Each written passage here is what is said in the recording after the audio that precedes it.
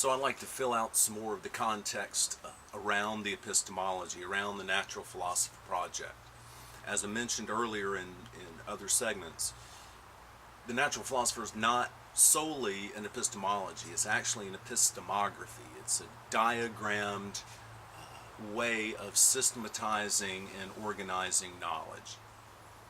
And because it is diagrammatic, and there's a set of pictograms that go with it as well, it transcends verbal languages. Anybody speaking any language can not only use the system as it is, but can also teach other people how to use the system, because each piece of, particularly the pictogram set, self-exemplifies. So it illustrates what it indicates. And we'll have examples flashing up here on the screen for you to have a look at.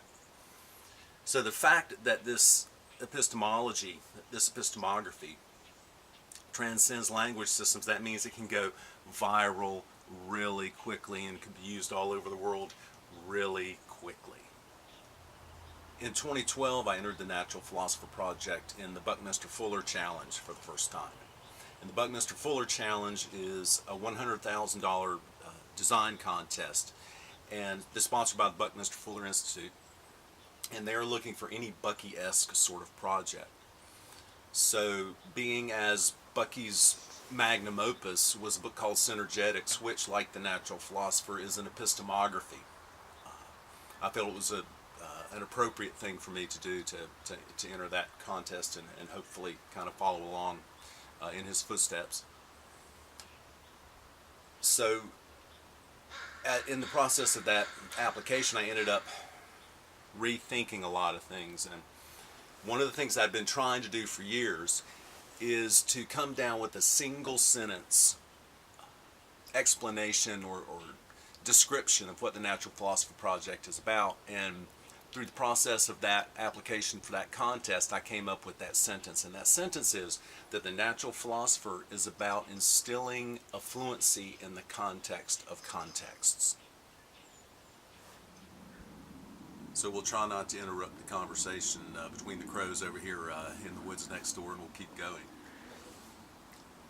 I was talking about the context of context, and becoming fluent in the context of context. And what that is about is always looking at the frame in which events and experiences take place. And context becomes synonymous with ecology for the most part in the epistemography. Okay, so layer upon layer of structure all interacting.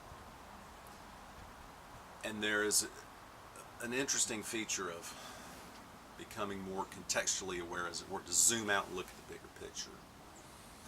And that comes from the realization that we could describe propaganda as primarily the manipulation of context, the manipulation of the frame in which events are then cast, because what the epistemology maps, as it were, is the notion that meaning can be treated as a relation between an event and the context in which it lands. And I'll tell a story about that. This comes from the introduction to Stephen Covey's book, The 7 Habits of Highly Effective People, which I read a number of years ago. And I remember the story. I don't remember much about the rest of the book, but it's the story of a guy who's on the subway, and a man gets on the train with his 3 kids and sits down and begins to read the newspaper.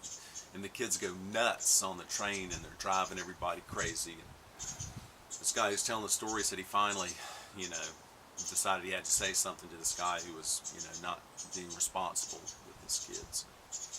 So he walked up to the fellow and says, "Excuse me, do you think you might get your children to behave?"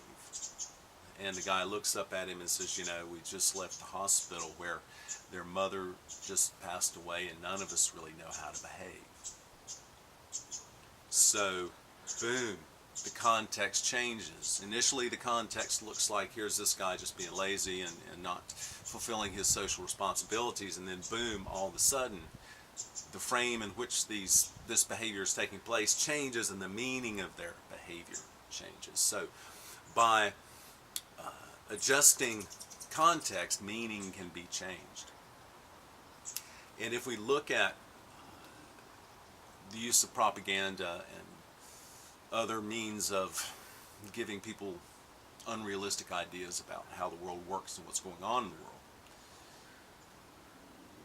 that becoming fluent in the context of context can then operate as essentially an inoculation against propaganda.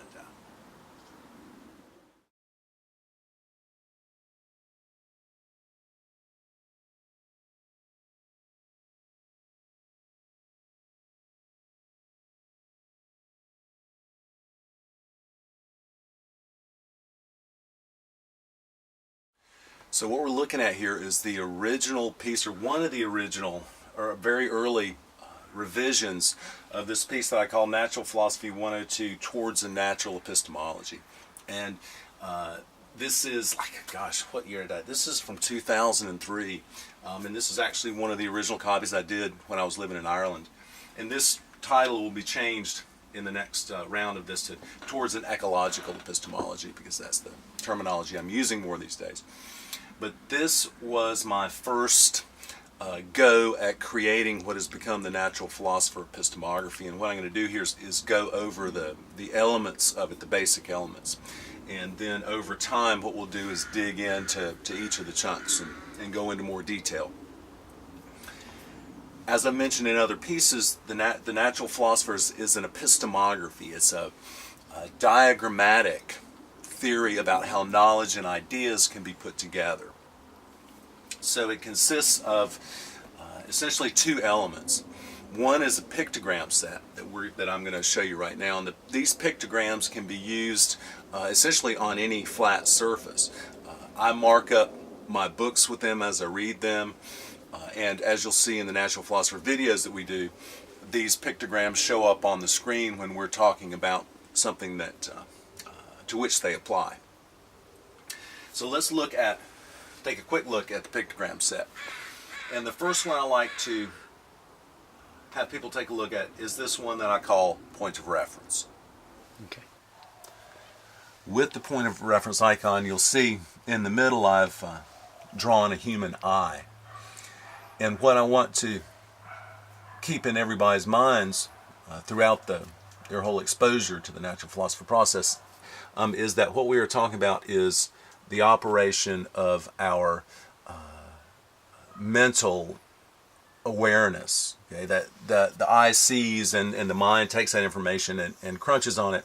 What we're talking about is human cognition and awareness. That's the context in which we are playing around. And I'm real explicit about the fact that I'm not trying to define what anything is. I'm just looking for more effective ways of describing and systematizing our mental experience. So that human cognition is taken as a reference point. Okay, you see the compass lines on it. There's the north arrow of the compass, and so we have a Cartesian coordinate system here with the origin as the reference point.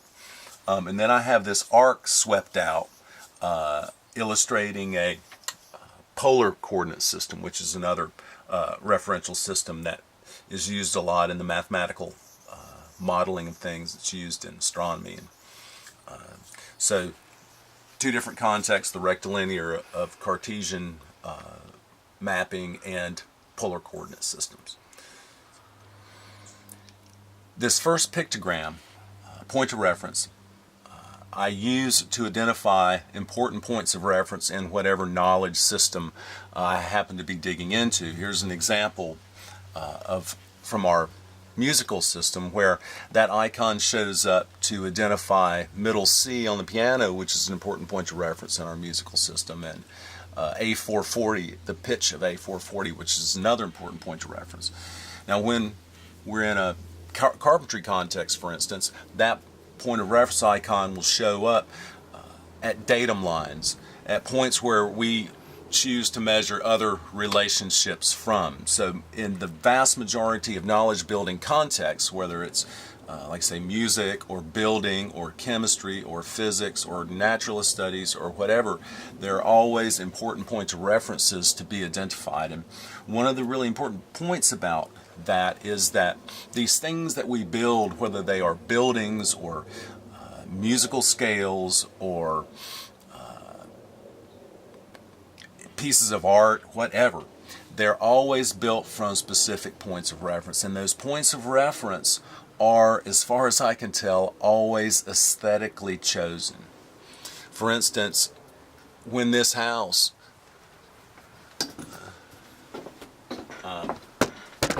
what's that? Okay, can you go back to they're always aesthetically chosen? Great. Okay, they're always aesthetically chosen. So points of reference are always, as far as I can tell, aesthetically chosen. There's no logic that drove the choice of the first point of the foundation of this house that we're sitting in right now. Somebody thought, Sally, thought about how she would like the house oriented. That's an aesthetic thing. Which views would be nice, and then boom, a corner was chosen. Same thing works with our musical scale.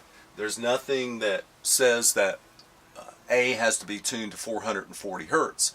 It's just an aesthetic thing that has evolved over time that people have agreed to use. So points of reference, places we build systems from, number one. Number two, those points are always chosen aesthetically. There's no logic that drives it. And one of the primary things, I mentioned it earlier, that relation we are taking to be more fundamental than entity. Connection is more fundamental. And our aesthetics are our relational thinking, as it were, our relational grokking. Okay, so let's go on to the next glass bead game icon or pictogram symbol. I use these words for the most part interchangeably. The next one I like to talk about is relation and pattern. Okay, and let's note up here that I indicate that relation and pattern are different logical levels in a structure, that a bunch of relations come together, and that's what patterns are built from. Okay, with the pictogram, what I've illustrated are a number of things. One, I'm using an ellipse, which is the shape of planetary orbits, right? And those planetary orbits, the reason they're elliptical in our physics model of things is because we have two entities there that are relating. Those two gravitational entities relating creates an elliptical form, and that's why I chose an ellipse for that. And then there's also these arrows, these pairs of arrows, where we have arrows pulling in opposite directions here and then pushing in the same direction here. And what I like to use that to indicate is that relations can be attractive or repulsive. Let's see, how did I think relations can be about similarities or differences is another way to talk about that. Now I've got an epistemological structuring system that I use I use the calculus of views in your head. And here's another relational icon that I use in that particular epistemological mapping system that we'll talk about here real soon. So relations and patterns, and an interesting example of a relation in this context comes from our musical system, and that's the relation of what's called the fifth, which is the relation of the first note in the scale to the fifth note in the scale. And it turns out that relation is fundamental to how the whole musical scale is built. So the way the building process then works, okay, is that we take these points of reference and then we apply relations and patterns to those, and boom, begin to build our system. And we note here that the epistemography treats beauty as a meta-statement about relations, beauty as a different logical level.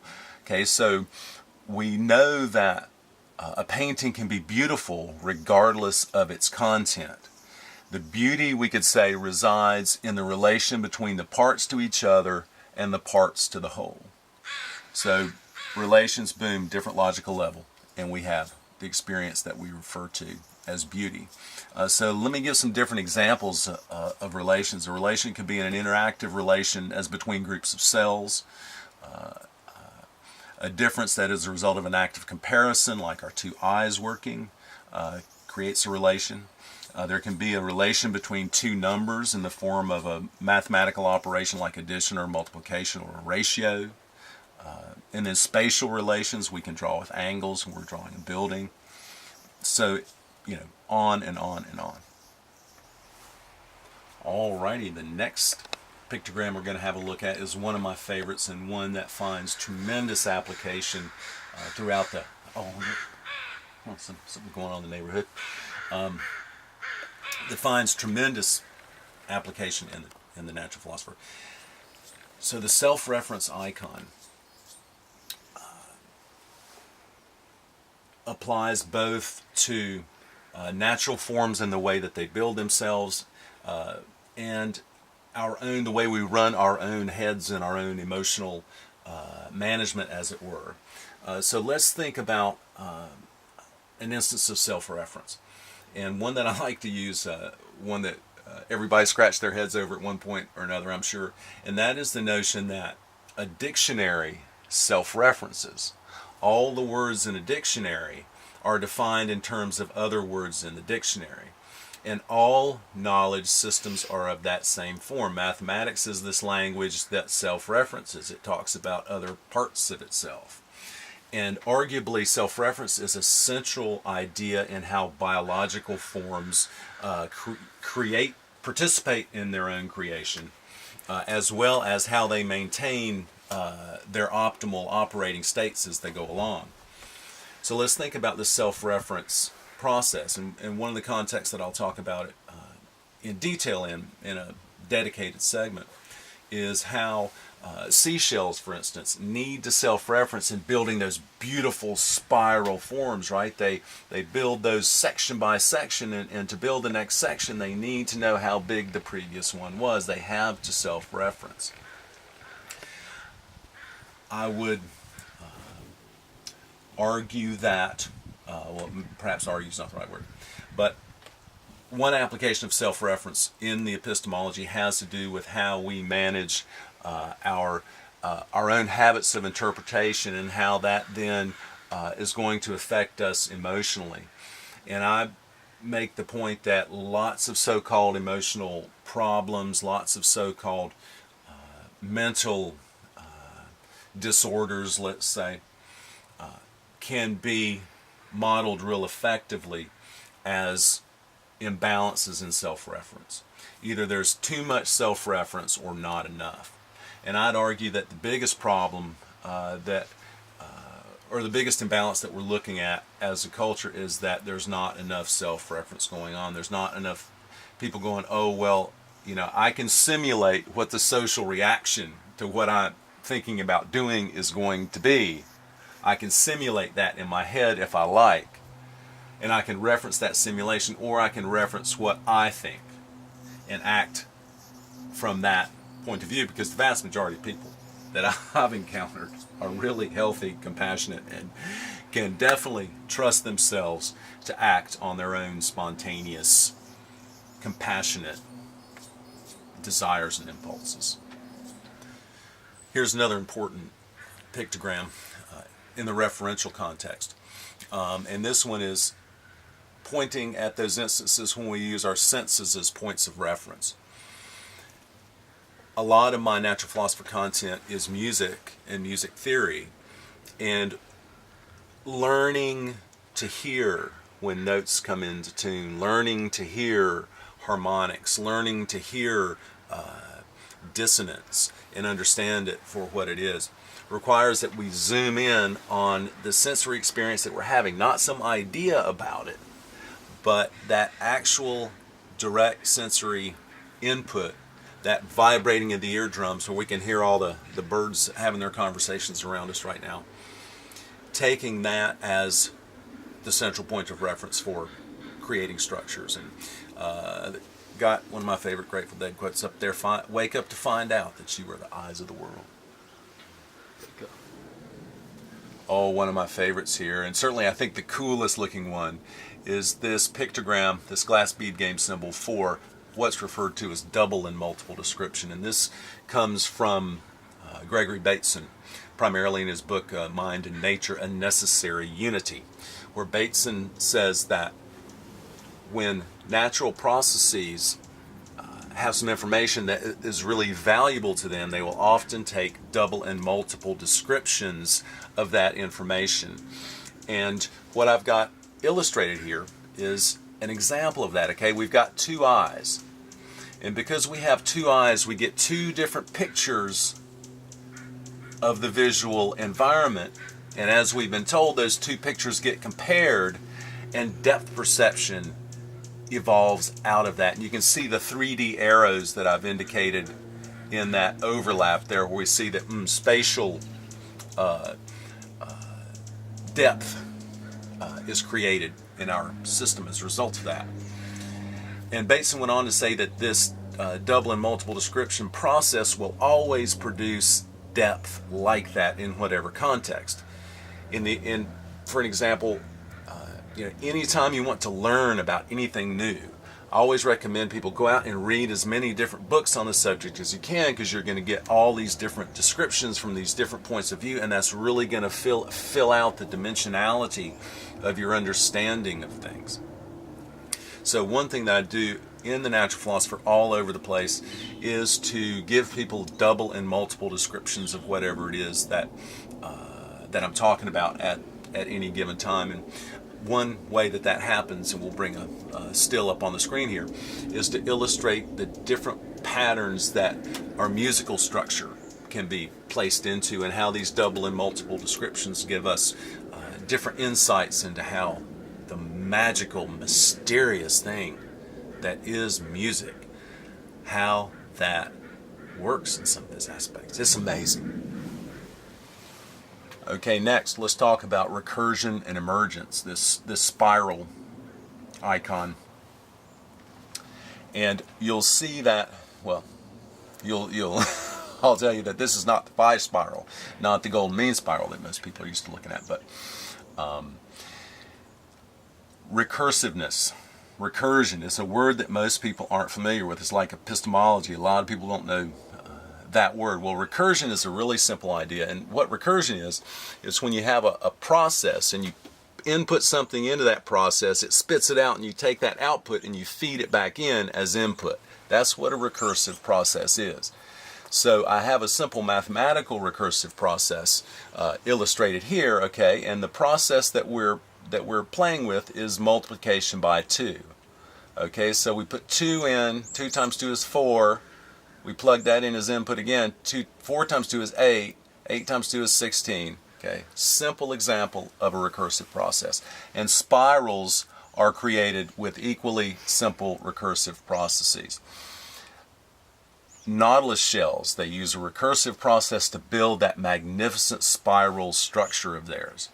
When we build musical scale, what we do is apply the same relation over and over to the division of the string, and that recursive process, boom, on the other end, what emerges out of it is our musical scale.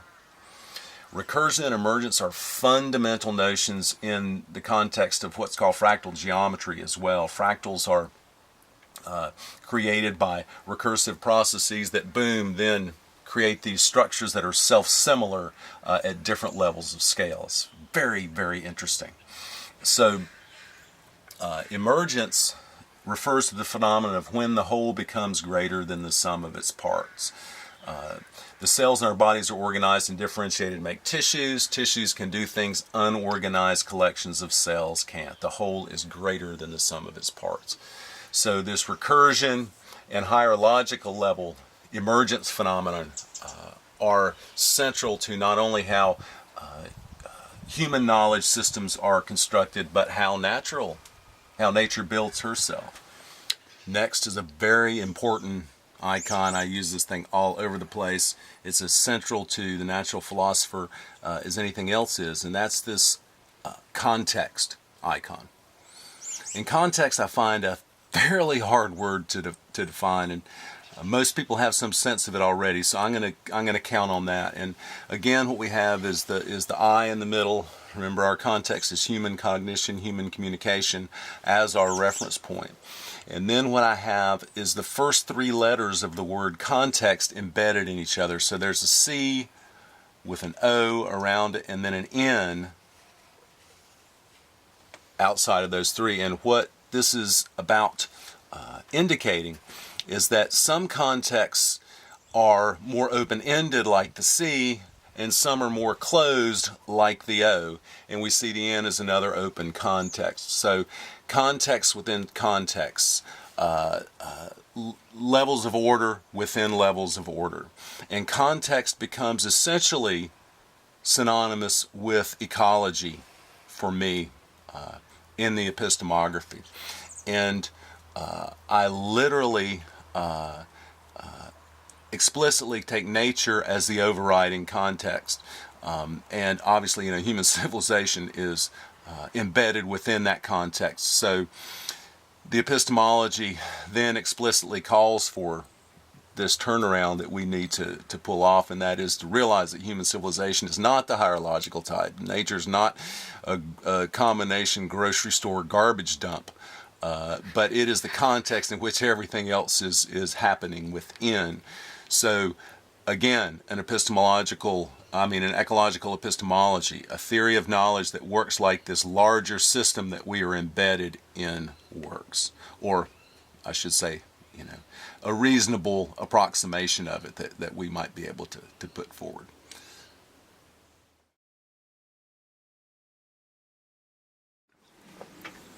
As I mentioned, the natural philosopher, the core of it is a pictogram set, which we've covered most of those pictograms thus far. A pictogram set combined with a knowledge diagramming tool. And this knowledge diagramming tool I call logical ecologies. And it's a very simple, very non-controversial idea. Let's look at it here in the context of written communication. We say that letters are the fundamental basic unit of our written communication, and letters relate to form syllables. Syllables relate to form words. Words relate to form sentences. Sentences provide context for words. Words provide context for syllables. Syllables provide context for letters. Oh, here comes the sun. How are we doing there? Oh, why don't you keep going? Okay, cool. So this process can be applied to any knowledge content, as we know. Organism, ecosystem, climate zone in the ecology context. We're over here in mathematics and talking about how natural numbers relate to form integers, integers relate to form rational numbers, and we see it in natural structure, cell, tissue, and organ.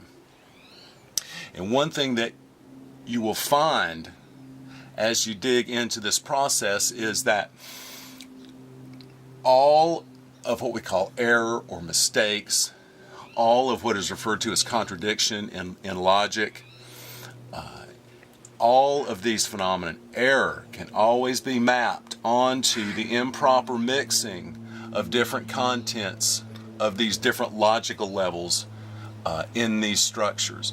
The light bulb came on for me when I was learning music theory, and finally realized that, hey, somebody can say C and they can be talking about a note or a chord or a key. All these concepts land in different levels, right? And if they're talking about musical keys and I think they're talking about musical notes, what they say is not going to make a bit of sense to me. So getting systematic about diagramming knowledge systems out like this, it gives you not only a great learning tool because hey, all the vocabulary's got to fit in there somewhere. And if you're not understanding something, it's because the structural stuff is not clear to you yet. In education, you may have noticed nobody ever talks about how you put ideas together. Well, this is how you put ideas together.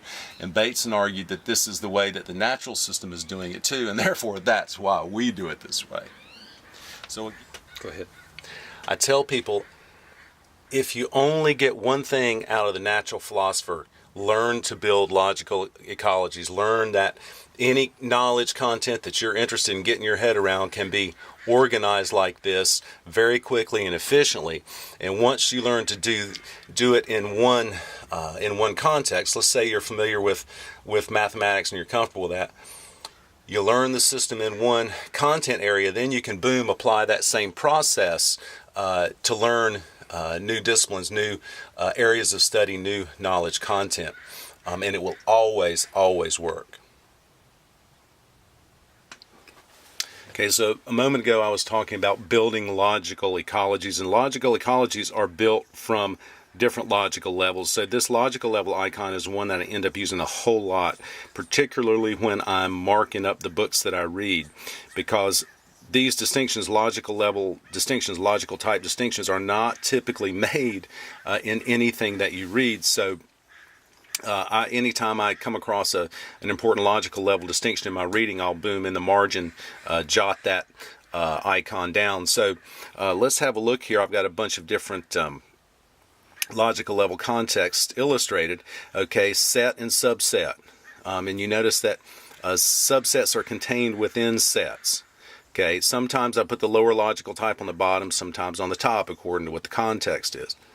Here's a logical level structure, a logical ecology from geometry, where we go points combine to make lines, lines combine to make planes, planes combine to make volumes. Okay, here's an example from the natural philosopher process. We take points of reference, we apply relations to those, and we build knowledge systems in that way.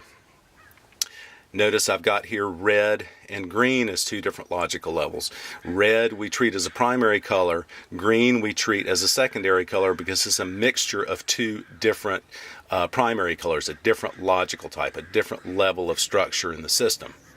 And finally, an example from physics here that I'll talk about considerably.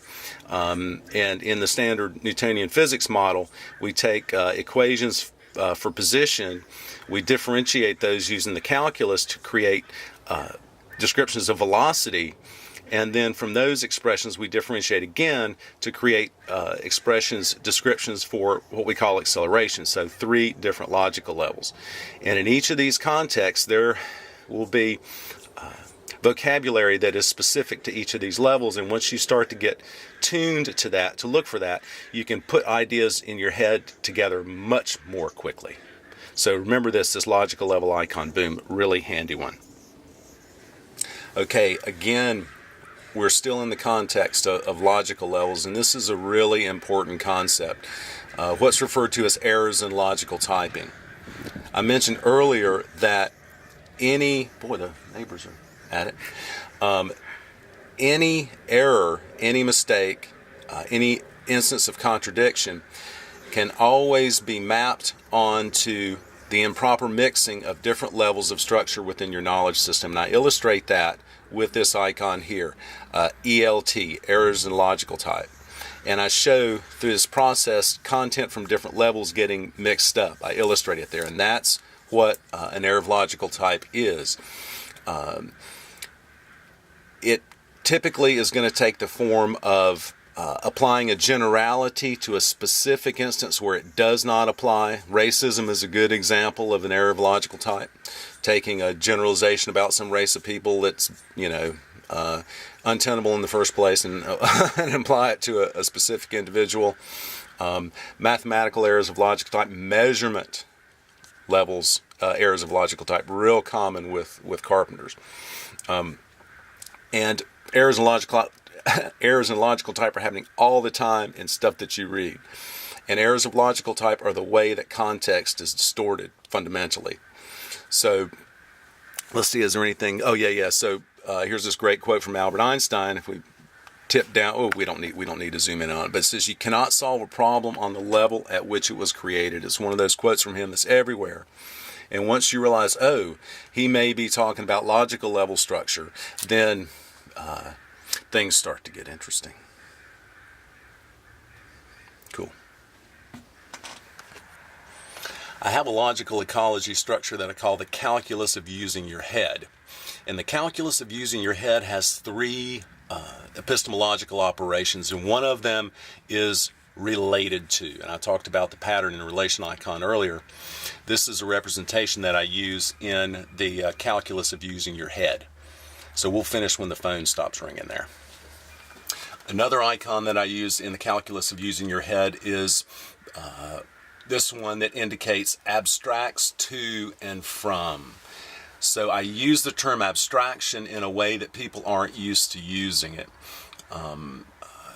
And what abstraction refers to is that taking of the step of building knowledge where we say, okay, these cells are relating, we're looking at them, and boom, out of that relation, we're going to call this other structure a tissue. That step from the cell level to the tissue level is we call a step in abstraction. So abstraction is a process of building successive levels. And the third and final icon that I use in the calculus of using your head is this one that is about isomorphism. And isomorphism is another one of those words that people are not that familiar with. So iso, the prefix iso means same, morph means form. One of my intellectual heroes that I have spoken about earlier, Goethe, coined the term morphology, the study of form. Okay, so iso means same, morph means form. It means things are shaped the same way. An analogy is isomorphic to some other experience in our lives. A scale model of an automobile is isomorphic to the real thing. Fractals are isomorphic to each other at different resolutions. So this is the third icon for the calculus of using your head, which we will talk about next. Okay, so here's an example of this thing that I call the calculus of using your head, which is another one of the logical ecology structures that I like to play with. And what we're looking at here is an example from music theory. Okay, and what we say, well, how music theory relates to math, okay, which is something I talk about a lot. Okay, and we can say that a note relates to another note, and we refer to that as an interval. Okay, so the notion of an interval abstracts from this relation between notes. It's a different logical level in the structure. So then we say the intervals relate and scale patterns evolve out of that. So scales abstract from this relation between intervals. Intervals are relations. They're not the same species as notes are. They're the relation between them. They're that harmonic hum that you get when you sound two notes together. That is a harmonic interval.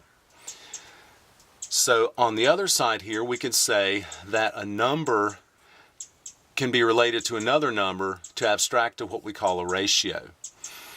And this relation of one number to another number is isomorphic to the relation between two notes, because there's certain aspects of notes that can be mathematized. The length of vibrating strings, for instance, the frequency with which those strings are vibrating can be quantified. And so ratio then is like an interval. It's a relation. And then ratios we can say relate, and we abstract equations from that, which is a pattern. You know, equation is a statement about patterns in the same way that a scale is a statement about patterns. So here's a example of the calculus of using your head. We can see as we go up, we are increasing complexity, enriching complexity, and as we go down, we're providing context. Part of my exercise in filling out the context of the Natural Philosopher Project is going to involve me talking a lot about my education and work experience as an engineer. I graduated from North Carolina State University with a bachelor's degree in mechanical engineering in 1983. And I passed the North Carolina Professional Engineers exam in, I want to say about 1994. I don't keep that current anymore. And as I've said elsewhere, over time I realized that I had not been educated about how technology can be integrated into the environment, how a sustainable technological civilization can be put together from our end of things. Engineering students are not taught that. The teaching model, as far as I know, still does not exist for such a thing. And the Natural Philosopher project here very much addresses that issue, and for the most part forms the epistemological foundation that such a sustainable engineering science, design science, as Bucky would say, could actually be constructed from.